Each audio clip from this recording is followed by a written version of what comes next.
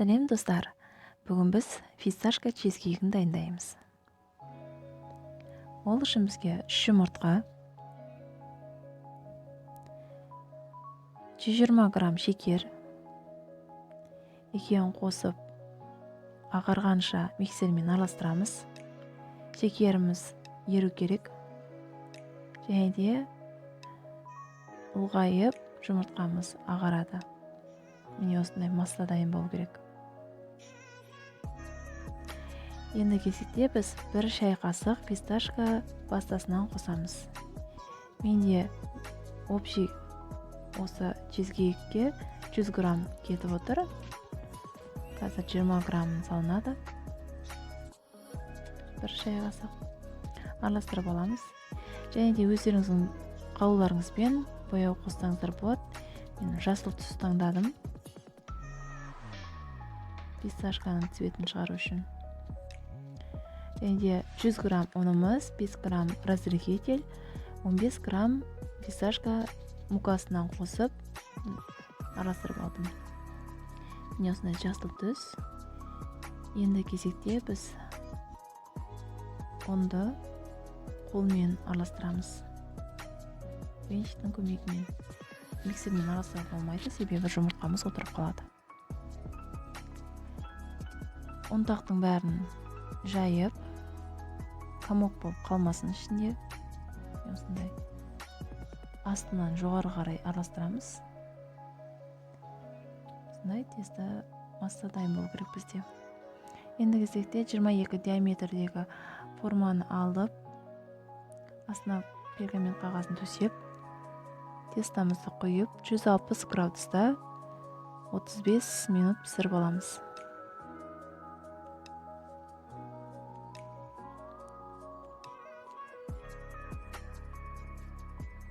Қызып тұрған пешке саламыз.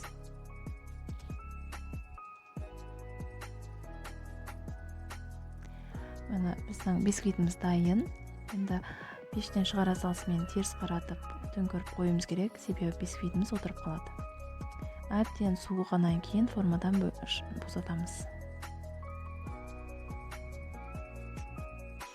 Пышақтың көмегімен формадан босатып аламыз.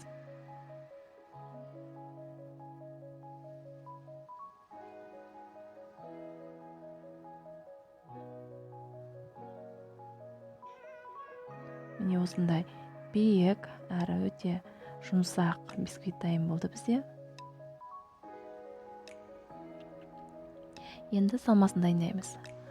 Ол үшін бізге 15 грамм желатин және де 90 грамм салқын су қосамыз. Алдын ала желатинімізді дайындап алуымыз керек. Желатиніміз ісінеді. Су қосылғаннан кейін міндетті түрде тез-тез араластыруымыз керек желатинімізді.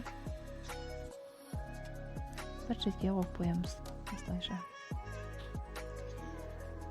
Творожный сыр қолданамыз.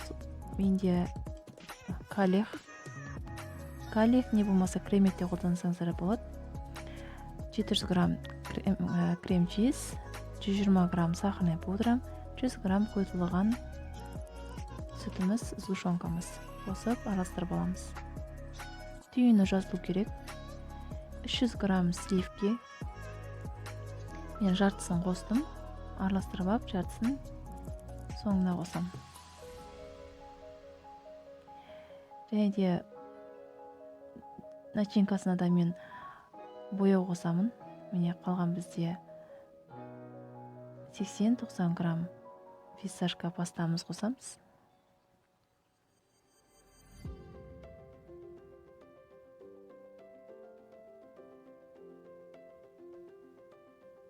Бұл түс маған ұнамайды, сол себептен аздап тағы да краскадан қостым, пищевой красителден. Жасыл түс әдемі болып тұрады. Қалған сливкамыз қосып араластырып аламыз. Және де біздің ісініп тұрған желатинімізді микроволновкада ерітіп аламыз. Қатты қайнап кетпеу керек.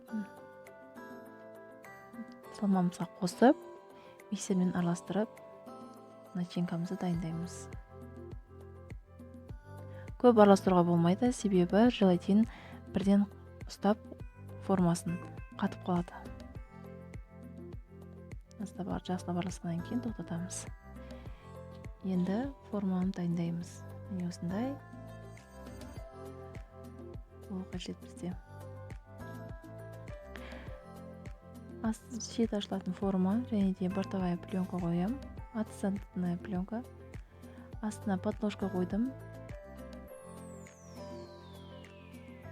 Астына не болмаса тақтай қойсаңыздар болады. Себебі жылжып кетпеген дұрыс. Және де үстінен біздің салмамызды саламыз. Тегістеп шығамыз бар жерін бірдей қылып. Және де аздап сілкілейміз, себебі ішіне қалған ауа болса шығу керек. 3-4 сағатқа морозилькеге қойып қоямыз. Формасын ұстайды. Міне менде 3-4 сағат емес, бір түнге қалды. Морозилькеде тұрды. Енді мына пышақтың көмегімен шет-шетін босатып аламын портовая пленкадан.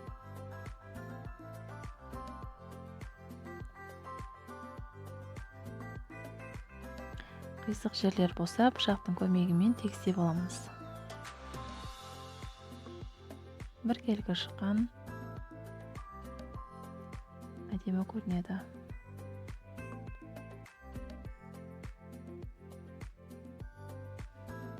Осылайша тегістейміз. Енді сәндеуге келсек, менде бүгін Алтынай. Өз қалауларыңызбен, қалаған жетектеріңізбен сәндесеңіздер болады. Және де фисташка ұнтағынан сепелеп сәндеп шықтым.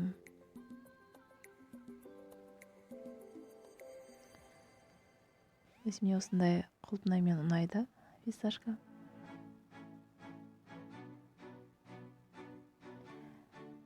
Өздеріңіздің